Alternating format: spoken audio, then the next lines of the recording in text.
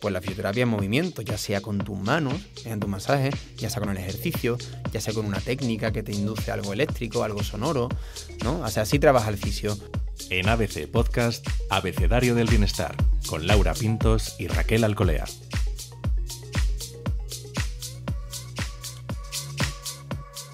Dolor de espalda o de cuello, molestias en ciertos movimientos o en las lumbares, tal vez lesiones recurrentes, esa rodilla, ese hombro. Ciertamente estas cosas nos suelen limitar la movilidad, incluso impedir hacer ciertas cosas. O eso creemos. De todo ello vamos a hablar hoy con el fisioterapeuta Toni Pérez. Es un divulgador apasionado por el movimiento y la recuperación de lesiones. Desde su Instagram, Fisioteduca, que tiene ya más de 1 millón de seguidores, ayuda a entender el cuerpo y superar los dolores que limitan el día a día. Ha desarrollado un programa destinado a profundizar en la anatomía humana y se llama Conoce tu cuerpo. Además, acaba de publicar el libro No te lesiones más, en el que enseña a movernos mejor y a prevenir molestias. Bienvenido, Toni. Nada, muchas gracias por la súper presentación. Estamos encantadísimas de tenerte aquí, te seguíamos en redes, veíamos ahí todo lo que hacías, cómo divulgas con ese lenguaje tan cercano para que todos entendamos, pero ya este nombre, este título que tiene tu libro de No te lesiones más nos ha dejado impactadas. ¿Es posible no lesionarse más? Pues mira, es una pregunta súper interesante, porque justamente el nombre hace referencia a una utopía, ¿no? Es imposible no lesionarse, porque dicen, bueno, pero que yo estoy muy fuerte, yo tengo todo en mi vida. Pues bueno, el día que menos te esperes te vas a lesionar, para empezar, porque por la calle te puedes caer y lesionarte. Entonces, el nombre, más que otra cosa, tiende a que la persona reflexione y piense, ¿cómo puedo hacer para intentar no lesionarme más? Que sería un poco la narrativa que lleva todo el libro en general. Uh-huh. Además, en ese libro lo que haces es, nos vas haciendo un recorrido por el cuerpo, como invitas un poco a explorar la anatomía humana. Y claro, lo que nos sugería es preguntar, ¿cuáles son así las más frecuentes, las lesiones más frecuentes o las molestias más recurrentes, más habituales? Pues mira, respecto a esto, os voy a contar una anécdota que no había contado, que es que yo la primera vez que mandé el primer borrador, porque para que no lo sepas, si haces un libro tienes que empezar a mandar borradores de los capítulos y demás, ¿no? Que hay gente que se cree que el libro no, te lo hacen pan, ¿no? O sea, tiene un montonazo de trabajo detrás y son 8 meses de curro. Así que mandé un borrador y ese principio de la pregunta que has hecho de es una ruta por tu cuerpo, para mí es lo que significa el cuerpo humano y la razón por la cual yo divulgo. Porque yo a ellos le mandé un borrador que era literalmente como un mundo de fantasía en el que tú ibas dentro de tu cuerpo caminando. Pasa que me echaron para atrás porque dijeron demasiado creativo, vamos a hacer algo menos inventado. Pero sí, razonando con eso, te das cuenta de que el cuerpo humano, todo tiene un seguimiento. Por eso empieza en el hombro, nos vamos al codo, nos vamos a la muñeca. Por ejemplo, ¿sabéis cómo se llaman los músculos principales del brazo? No, los Sí. bíceps, los tríceps. Bíceps y tríceps. Sí. Vale, pues su apellido, el apellido de ambos es bíceps braquial, de braquis, que viene de brazo. Uh-huh. Fijaros la conexión que tienen Uh-huh. todo. De hecho, Uh-huh. bíceps y tríceps es su nombre, pero lo importante es lo de braquial, porque te está diciendo dónde está. Bueno, pues con el cuerpo humano, a mí, yo que soy un friki máximo, todo viene enlazado a partes del cuerpo. Y conectando con la pregunta que has hecho, o sea, al recorrido que hacen, conectando con la pregunta que has hecho, las lesiones principales que hay no están en el brazo, aunque sí en el hombro, sino que están más en la zona lumbar y vamos a decir en la región de la espalda. Sobre todo en la población general, en población deportista y el que haya hecho deporte de suelo, es decir, que corra, que tenga un impacto en el suelo, se da cuenta 100% que es la rodilla. Mira, Toni, yo cuando empecé a hacer yoga hace muchísimos años, una profesora, lo primero que me dijo es, bueno, para el yoga lo más importante, por un lado, es la respiración, y por otro lado, dentro del cuerpo humano, de este cuerpo al que tú siempre te refieres como un cuerpo conectado, que todo tiene que ver con todo, ¿no? La espalda, que es lo que lo sujeta todo, lo vertebra todo, y eso es lo que tú también cuentas. ¿Cómo puede ser que, siendo así, le prestemos tan poca atención? La llevamos como ahí atrás y que haga lo que pueda la pobre, ¿no? Pues esa pregunta es muy difícil de responder porque el ser humano muchas veces no quiere sacar su mejor versión y esto hay que ser consciente de ello. Y te lo puedo decir yo, que a día de hoy no estoy entrenando todo lo que debería, es decir, con mi propio ejemplo. Y yo lo sé dentro de mí. Y no hago nada para mejorarlo tampoco porque tenga mucho tiempo. Entonces, la principal respuesta es esa. ¿Por qué hay tanta lesión? Sobre todo en la espalda, pues porque no somos conscientes hasta que enfermamos o nos lesionamos de lo importante que es la salud en nuestra vida. En el caso de la espalda, ¿qué es lo que nos pasa? Pues lo que tú dices, que la espalda carga con todo. Porque la espalda es el nexo de unión entre nuestros brazos y nuestras piernas. Es todo lo que viene por la columna vertebral y sobre todo en la zona lumbar, para empezar, que ahí está nuestro centro de gravedad y que toda la fuerza de nuestro cuerpo emerge de la zona abdominal. Y la zona abdominal también son las lumbares. Es decir, este cinturón abdominopélvico y lumbar es toda esa zona, esa coraza de donde emana toda la fuerza para cualquier deporte. Por eso en deportes de equipo, por ejemplo, o en cualquier tipo de deporte, en el tenis mismo, que es más individual, es clave entrenar la fuerza que tú tengas de lo que todos conocemos como core, ¿no? Que es ese cinturón. Además, explicas en tu libro que el hecho de que nos duela algo, nos duele, no sé, pues por ejemplo la espalda y tal, a veces no quiere indicar que el problema esté precisamente ahí, sino que por esa interconexión puede estar en otro lado, ¿no? Pero nos empeñamos en no, a mí que me masajeen en esa zona, ¿no? Claro, la causa, ¿no? El origen. Ya. Al final tenemos que tratar el origen. De hecho, el típico dolor de espalda siempre es algo muy repetitivo, ¿no? Que se te va, ¿no? La famosa contractura, se te va, vuelve, se te va, vuelve, se te va, pero no se acaba de ir, ¿no? Entonces eso tiene que a ti encenderte una bombillita en la cual te dé por pensar que puede que el origen del problema no sea que te den un masaje, o sea, la solución del problema no sea que te den un mensaje o que tiren por ahí. De hecho, en referencia a esto, a alguien que ya conocéis, que es Álvaro Pinteño, que estuvo por aquí y sacó un libro, habla siempre mucho de que el daño no es igual a dolor. Y es que hay muchas zonas del cuerpo que no tiene por qué haber, o puede haber daño y no tiene por qué haber dolor, o no hay daño y sí que hay dolor. Y esto es así. Para empezar, porque muchos dolores o molestias, el dolor es un sistema de alerta del cuerpo. Entonces, no tiene por qué ver con que literalmente tengas un músculo dañado, sino que puede incluso somatizarse desde una emoción. Tú tienes esta aproximación como global sobre el cuerpo. ¿Cómo haces cuando te llega una persona, te dice, no, pero a mí, lo que está diciendo un poco Raquel, ¿no? Atiéndeme solo este punto. ¿Cómo trabajas con tus pacientes? Pues mira, yo creo que ser dogmático no te lleva a nada. Es decir, si entra a mi consulta una persona que lo que quiere es que le dé un masaje, pero yo sé que ella o que él es una persona totalmente sedentario, que todo le viene de esas conductas y patrones, también me empieza a contar cosas de su vida que me dan a mí esas banderas de decir, oye, aquí hay un problema también de gestión de emociones, problemas con la familia, con la pareja. Yo el masaje se lo voy a dar. ¿Pero por qué? Porque es el estímulo placentero que él quiere. Es su tirita. Le pone la tirita, pero la tirita tiene un tiempo de uso, después se le quita.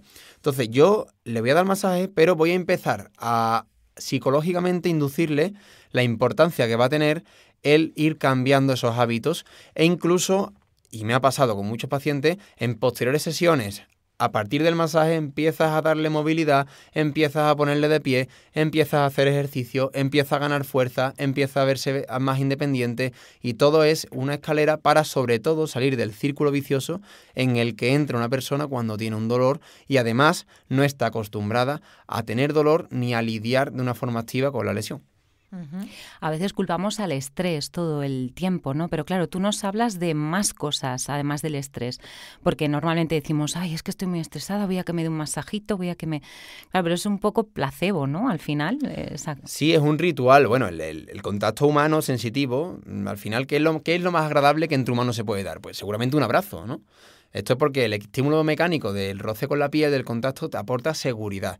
Porque toda la piel, para quien no lo sepa, tiene receptores, sino que se toca y se dará cuenta que se da cuenta de que lo están tocando, si no tiene un problemón y que se mira la sensibilidad.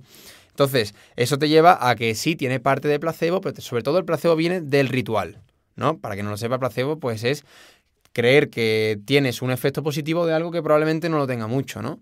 Todo viene de un ritual. Es como si tú me dices, es que yo antes de dormir tengo que rezar 7 Padres Nuestros porque si no, no duermo bien. Y es que no lo vas a rezar y no lo tienes bien. ¿Por qué? Porque es el condicionamiento humano. Esto es más antiguo que la leche. Es como el perrito que tú le das algo y después la campanita, ¿no? Es lo mismo, es ese condicionamiento. Entonces sí, totalmente. Es un placebo, entre comillas, aunque tiene sus mejorías.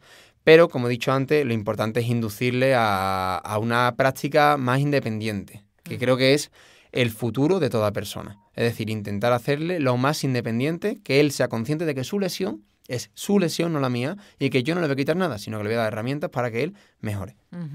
Sí, antes también has dicho, y lo explicas en el libro, gestión activa del dolor. Muchos médicos tradicionalmente era el reposo. Era quedarte quieto, inmóvil, incluso la escayola muchísimo tiempo, la venda mucho tiempo. Y eso está cambiando en la medicina y en la fisioterapia entendemos que sobre todo, ¿no? Así lo ves tú. Claro, la fisioterapia, tú has empezado a describirme diciendo la palabra más bonita e interesante que existe en el diccionario, que es movimiento. Pues la fisioterapia es movimiento, ya sea con tus manos, mediante un masaje, ya sea con el ejercicio, ya sea con una técnica que te induce algo eléctrico, algo sonoro, ¿no? O sea, así trabaja el fisio. Entonces, ¿qué pasa con el dilema de los médicos? Pues que, para empezar, que los médicos son unos cracks. Es decir, mucho hacen para el sistema que está impuesto muchas veces. De hecho, os recomiendo que os traiga alguna vez a bueno, que lo habréis hecho seguro, para simplemente hablar del tiempo de espera, de cómo ellos trabajan, porque hay que entender también la condición que tienen. Pero sí que es verdad que hay muchos médicos, sobre todo traumatólogos antiguos, que algunos se han modernizado, pero otros muchos siguen... yo siempre hablo de retrasar. Siempre intentan retrasar un problema que va a venir. Es como cuando tú tienes algo pendiente que hacer y lo vas retrasando y al final el problema es más gordo todavía. Pues este es el problema del reposo absoluto.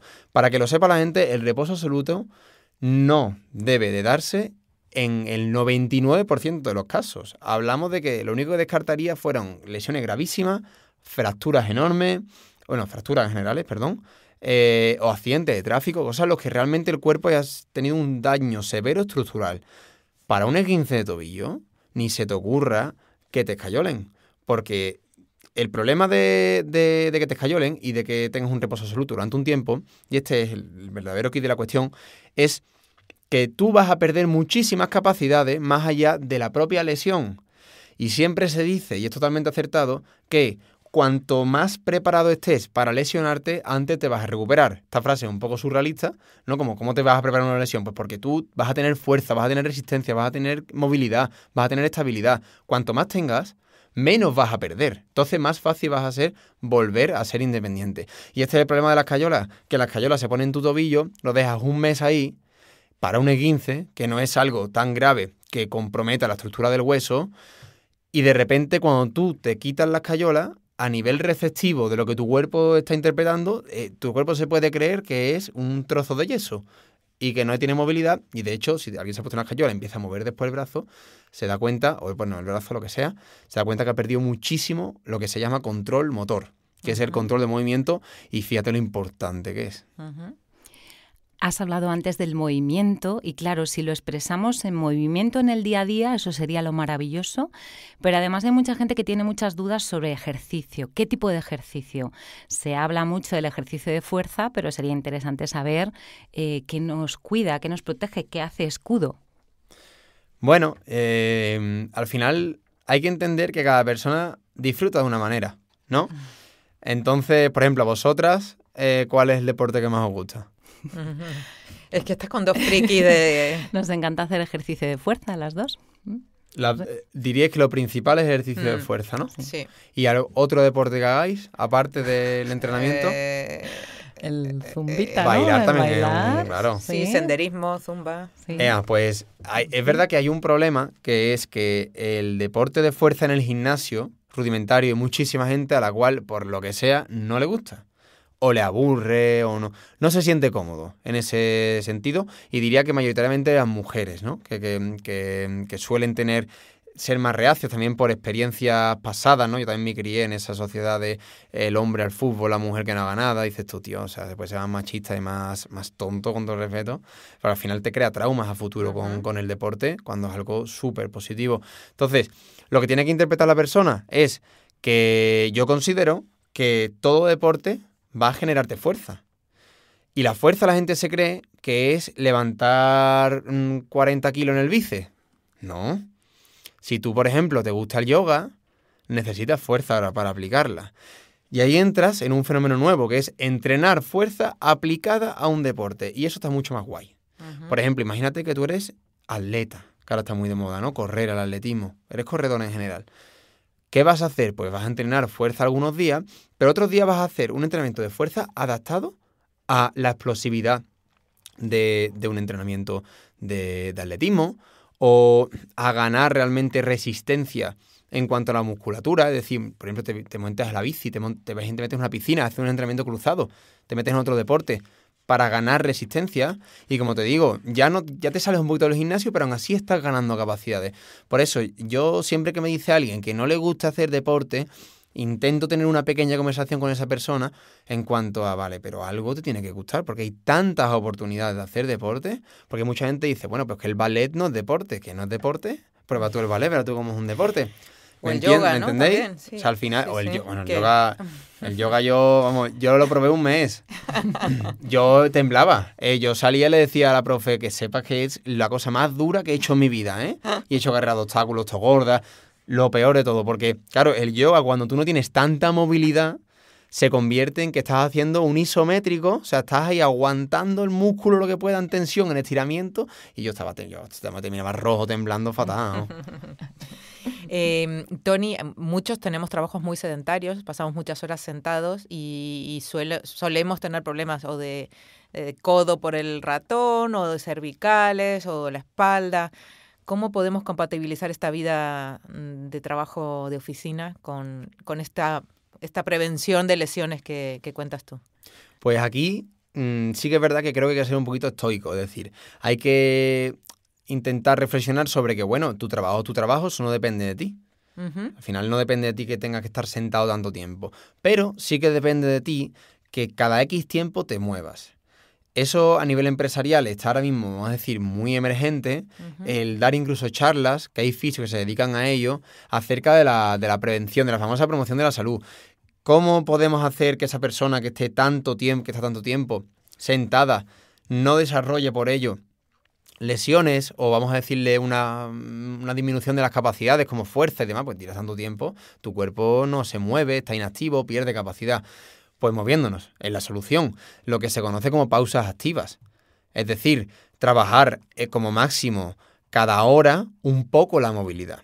Yo siempre digo que la movilidad no hace falta que te vayas con una esterilla y hacer yoga, que hay empresas que sean súper frikis y tienen una sala ya únicamente para hacer ejercicio, que me encanta, ¿eh? Por ejemplo, para vosotras que hacéis fuerza, ahí por lo menos tenéis esa salvación, entre comillas, de decir, vale, de hecho lo notaréis. Pero la persona que está en el círculo del deporte nota la importancia que tiene en trabajos así de sedentarios el haber entrenado antes o entrenado después, sobre todo para que no te queme la cabeza, salir del entorno y demás. Entonces, lo que recomiendo son esas pausas activas, tanto moverte libremente por el espacio como aplicar ciertos movimientos muy dinámicos, por ejemplo, una sentadilla en la propia silla, o por ejemplo, una especie de no me quiero poner muy técnico, un prefrontal. Es decir, ponerte a lo mejor con unos libros, aunque parezcas un loco que te diga, Darla, te estás chalado, que estás haciendo ahora mismo, pero cogerte unos libros y movilizar el hombro hacia arriba, hacia los lados.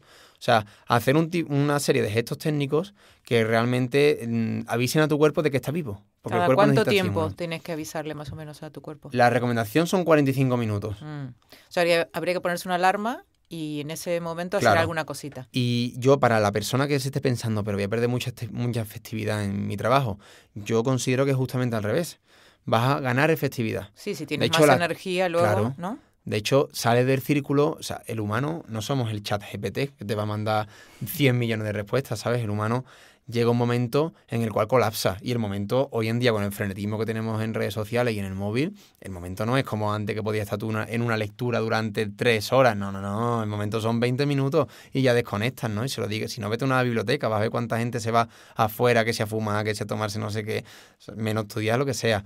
Entonces, creo que deriva por ahí. Creo que diría por ahí, en movimientos muy globales, como por ejemplo la sentadilla, o si conoces un poquito más del mundillo, un movimiento más, como he dicho, de una elevación de los brazos, y también aplica movilidad sobre la columna, aunque sean ciertos giros, sin estiramiento, diría yo. Yo prefiero que haga movimientos que se conocen como balísticos, es decir, movilidad hacia un lado, hacia otro. Giros en la silla, intentar varias veces tocarse la punta de las manos con los dedos. Ese tipo de movimientos también son fenomenales. Las puntas de los pies.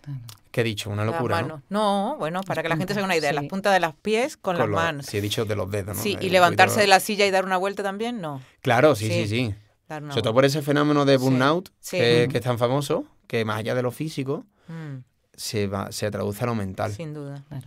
Y además la postura, aquí entramos todavía hay muchas charlas por ahí en empresas que hablan de la postura perfecta y ves ahí el dibujo de una señora Tieso como un palo ahí, ¿no? tieso como Sí. un palo que te duele hasta de verlo, ¿no? A ver qué pasa con la postura. La espalda recta. Bueno, yo creo que se está ya empezando a demonizar esa postura perfecta. Y yo, hombre, estoy obviamente muy de acuerdo con eso.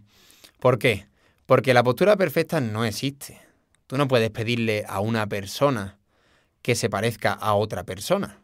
De hecho, para que la gente lo entienda, siempre se dice en la carrera y en cualquier carrera de medicina, de fisio, de lo que sea, se dice que tú ves una enfermedad, pero que tú no tratas una enfermedad, tú tratas un paciente. Es decir, tú tienes a 4 personas con el mismo dolor de rodilla, son totalmente distintas, tienen totalmente distinto tratamiento.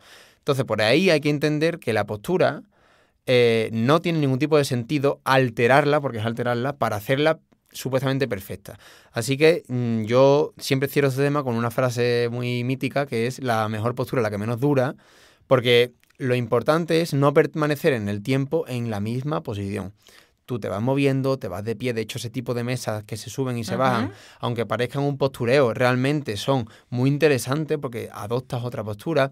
Porque tienen que entender, por ejemplo, cuando tú estás en una silla, el glúteo mayor, que es el músculo más grande de nuestro cuerpo y con más fuerza, está totalmente inhibido, porque además está en estiramiento. Está la cadera flexionada y justamente él hace lo contrario.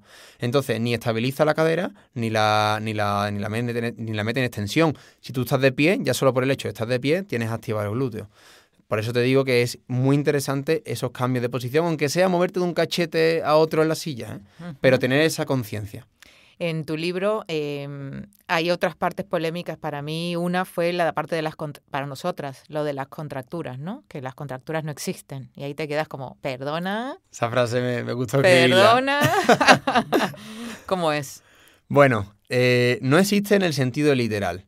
Para yo saber qué es una contractura, primero os tengo que preguntar a vosotras dos. ¿Qué es para vosotros una contractura? Porque aquí está el problema real. El problema no es la palabra, el problema es que la gente ya ahí se pone a montarse unas películas sobre su espalda tremenda. Entonces, ¿qué creéis vosotros que pasa en esa espalda alta, en ese cuello, cuando te duele y le llamamos contractura? De hecho, yo antes he utilizado la palabra contractura sin ningún tipo de problema. Es claro, se contrae. Bueno, hemos hecho los deberes, pero vamos a hacer como si no. Entonces se contrae y entonces hay una contracción que se sostiene ahí, eso provoca dolor, ¿no? Como un nudo allí. Claro, en el lo bola. típico es un nudo, Bola. gato acostado. Esto es así, Digo, un nudo en un músculo, una bola. Tengo aquí una bola. Quítamela, Dura. quítamela con un masaje. Sí, dame masaje aquí que Claro, tengo un... En esa frase, tengo un nudo en la espalda, quítamela con un masaje, hay tantas cosas raras. Y todo viene del hecho de cómo se ha simplificado la medicina. Porque al final es culpa nuestra. Es culpa de tanto de fisios como de médicos como de enfermeros, que es que te duele la espalda, una contractura. Y claro, ya la gente, que él te va a echar la culpa a ti por pensar que eres un nudo. No, alguien te habrá dicho a ti que es un nudo, ¿no? No has llegado tú a ese razonamiento. Al final el problema siempre es de profesionales, no de la población. Entonces, ¿qué es una contractura? ¿Y por qué realmente no es la palabra más adecuada? Una contractura en términos médicos es una contracción permanente de un músculo. Para que la gente entienda, permanente es permanente. Es decir, cuando un músculo se contrae, no te mueves. Se queda fijo. A nivel bioquímico, las proteínas que hay, que son las tinas y la miosina, se entrecruzan y así se hace el movimiento, por dar un detalle bioquímico, y a partir de ahí es como si ellas no se movieran. Se quedan ahí. Y esto nos pasa cuando nos morimos. La rigidez cadavérica, de hecho, si lo quiere buscar la gente. ¿Eso pasa cuando nos morimos? ¿Estamos muertos? No. También nos pasa en ciertos problemas neurológicos, en los cuales se queda pilladísimo, en el sentido de la palabra pillado, un músculo y no se mueve nunca. Pero es imposible que un músculo se quede paralizado en una condición totalmente normal, es decir, por ejemplo, en la espalda. Entonces, la sensación de tener un nudo es una sensación. La sensación de tener un bulto es una sensación. A partir de aquí, es que este tema es el melonazo de la historia. Aunque la gente ya lo va entendiendo, ¿no? Porque, como te digo, el problema no es la palabra contractura, sino el significado que se le da, de que si nudo, que si bola, que si no sé qué, que me ha dicho el médico, que no sé cuánto. Entonces, ese es el verdadero problema. ¿Qué pasa en nuestra espalda, entonces? Pues simplemente que hay un exceso, una sobrecarga, una fatiga. No podríamos meter en términos técnicos, pero lo dejamos ahí. es una sobrecarga muscular al tiempo que obviamente en una zona tan importante como el cuello, que es nuestra pedazo de bola de cabeza, en mi caso que soy bastante cabezón además, que pesa, nos la tiene que sostener alguien. Que no la sostiene, la musculatura del cuello. Y todo el mundo se cree que en el cuello solo hay un músculo. Por eso es tan importante la conciencia corporal y el trabajo sobre saber la anatomía. No hay solo músculos, hay muchísimos. El trapecio, que todo el mundo lo conoce, es el músculo más grande. Pero hay un angular de la escápula, unos romboides, unos músculos largos del cuello por aquí delante, que son musculitos mucho más pequeños que se estresan a la mínima. Porque el músculo grande es muy raro que te dé un problema, pero el músculo pequeñito a la mínima se carga. Y aquí también hablamos de la somatización, de ese fenómeno de estrés que te induce incluso a un posicionamiento corporal de encogimiento, como de protección. Eso es así. Entonces todo esto te llega a que el músculo esté hipersolicitado en tu día. Y todo esto deriva en la contractura. Ya por último, para cerrar, para que la gente entienda, ¿no? Porque tenemos que hablar de un tema que es el bulto. Que sí, que tócame la espalda, que tengo un bulto, que no te miento, míralo, todos los días lo tengo. Esa percepción es súper subjetiva. Ujú. ¿Por qué? Porque tú todos los días te lo estás viendo. Es como el que te llega y te dice, mira lo inflamado que tengo la rodilla. Y tú lo ves y dices, tú, pero si estoy igual que la otra. No, mira, aquí este cachito, ¿esto de qué puede ser? Y esa pregunta dices, tu madre mía, ¿yo por dónde escapo de esta, por Dios? Entonces, en la espalda pasa un poquito lo mismo, ¿no? Que es que tú puedes tener cierta alteración, ¿no? O sea, puedes tener un trapecio más prominente que el otro, esto pasa. Pero para que la gente entienda el concepto, lo que pasa en tu músculo es lo mismo que pasa con un tarro de miel. Tú en tu casa tienes un tarro de miel, aquí la referencia es loca, y lo abres, ¿no? Uh-huh. Si el tarro de miel tú no lo has movido no sé cuántos días, el tarro de miel está duro. Sí. Duro, tú lo tocas y dices, está durísimo, voy a comer esto. Pero tú empiezas a aplicarle movimiento al tarro, es decir, coges un palito y empiezas a darle vuelta y se empieza a convertir en algo más líquido. No empieza a ser movible. Esto es porque está en este caso la miel está en estado gel de la materia, que es un estado físico, en el cual tú, si a algo le aplicas movimiento, empieza a reblandecerse. Pues el músculo tiene la misma capacidad. Es el estado gel del músculo. Por eso, cuando nosotros no nos movemos, esa rigidez que le llamamos, esa rigidez realmente no es calculable, no es palpable, no existe realmente, ¿no? Sino que no, es que tengo una contractura, estoy muy rígido. Ya no empiezas tú con un masajito a tocarlo, como si fuera la miel, dándole vuelta a reblandecerlo y conviertes algo que era bastante sólido en algo más reblandecido. Por eso también favorece mucho el movimiento. De hecho, eso es el factor más importante que tenemos los fisios, que es hagamos lo que hagamos al paciente, como le estamos dando movimiento, va a mejorar. Entonces, 100%, aunque después diga, este fisio es malísimo, llevo 3 días y estoy igual. Pero cuando se vaya de la consulta, en el 80% de los casos va a notar mejoría simplemente porque ya sea con las manos, con una técnica o con el ejercicio, has movido. Entonces, a nivel muscular al menos, has inducido a que haya una mejor plasticidad del músculo, ¿no? Como si fuera el tarro de miel. Hay gente que acude al fisio cuando ya no puede más. Hay un dolor horrible, horrible. Y luego, pero por otro lado también he escuchado decir que tampoco es una cosa de que hay que ir al fisio en modo preventivo. No sé, ¿dónde está el término medio o qué es lo mejor? Pues mira, yo te soy bastante claro con esto porque es un problema general en mi profesión. Yo, a la típica persona que te dice, no, tú estás perfecto, pero vente a las 2 semanas, eso se llama sacacuartos. Eso se llama así. No, vente a las 2 semanas que... venga, ven, te doy 20 sesiones, porque en mi profesión hay una mafia de los bonos, que es, te pago 20 bonos y tú ya vienes cuando te dé la gana. ¿Qué pasa? Que empiezas a ser un masajista. Que nada en contra de los masajistas, pero yo no he estudiado para ser masajista. Yo aplico movimiento de muchas maneras. Entonces, ese es un gran problema de mi profesión, lo que acabas de decir, en cuanto a esa sobreutilización del fisio como chapa y pintura. Además, te suben historias de Instagram diciendo, por chapa y pintura, y tú, ole que sí, no tienes ningún problema, has ido. Esto es verdad que en el deporte de élite, que yo lo he tocado brevemente, pero sobre todo por amistades que tengo, que son deportistas élite, sí que estamos mucho más normalizados el tener que ir. Pero aún así es que el deporte de élite no es nada sano y por lo tanto ellos sí que tienen bastantes problemas. Entonces tiene que tener un acompañamiento, pero sí que es verdad que hay esa tendencia.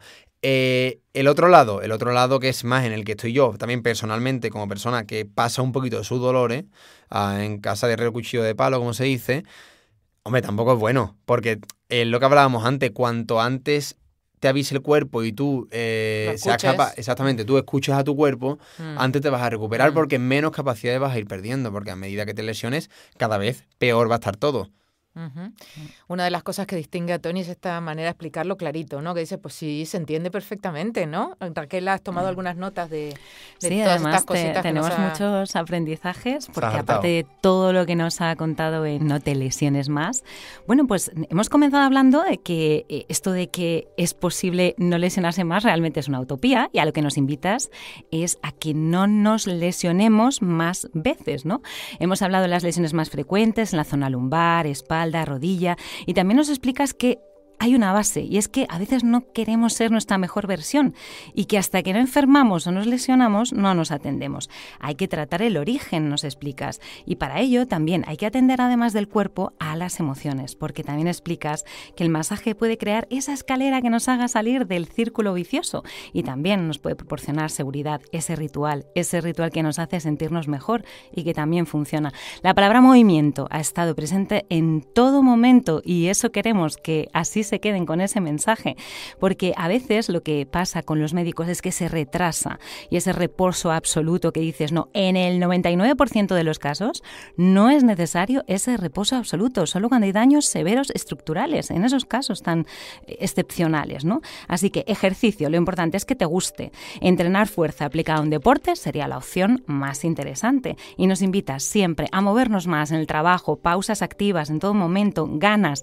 nada de posturas perfectas. La mejor postura es la que más se mueve. Y bueno, hay muchos mensajes que invitamos a escuchar de nuevo el podcast para quedarse con todos ellos. Bueno, un resumen yo creo que fenomenal. Sí que me gustaría, para terminar, leer el último párrafo del libro, si se puede. Perfecto. Porque- Aquí lo tenemos, ¿Tú? además.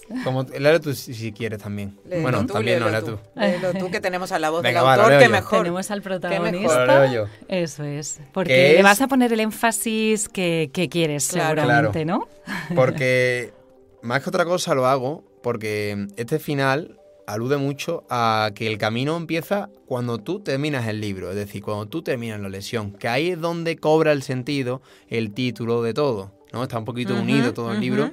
Por eso el final es un recordatorio de que para no lesionarte más tienes que cuidar tu cuerpo, que como digo al principio, justo en la introducción, es una máquina perfecta, pero que hay que cuidarla para que os siga siendo. Entonces, voy a leerlo y ya no me enrollo más. El cierre de estas páginas no es el fin, es el comienzo de tu próximo capítulo. Haz que cuente, abraza el proceso, confía en tu capacidad para sanar y, sobre todo, valora el viaje. Este libro puede terminar aquí, pero tu historia sigue. Y estoy seguro de que será una historia de movimiento, fuerza y superación. Lo mejor está siempre por venir. Me quedo con esa última frase porque para mí lo es todo. Además a nivel mental, ¿no? En Sevilla, en el evento que tuvimos hace unos días, se habló mucho de esta mentalidad y creo que es lo que hay que sacar más en claro. Que al final del día, al día siguiente sale el sol y en una persona lesionada, sobre todo a largo plazo, el optimismo que va a tener respecto a la lesión es la clave para recuperarse o quedarse con secuelas para toda la vida. Con ese mensaje nos quedamos, Toni. Muchísimas gracias. Nada, a vosotras por la oportunidad de estar aquí. Un abrazo. Y hasta la próxima, bienestarios. Muchas gracias por escuchar. Abecedario del Bienestar es un podcast realizado por Laura Pintos y Raquel Alcolea. Todos sus episodios están disponibles en la web del periódico abc.es y en las plataformas de audio. Gracias por escuchar.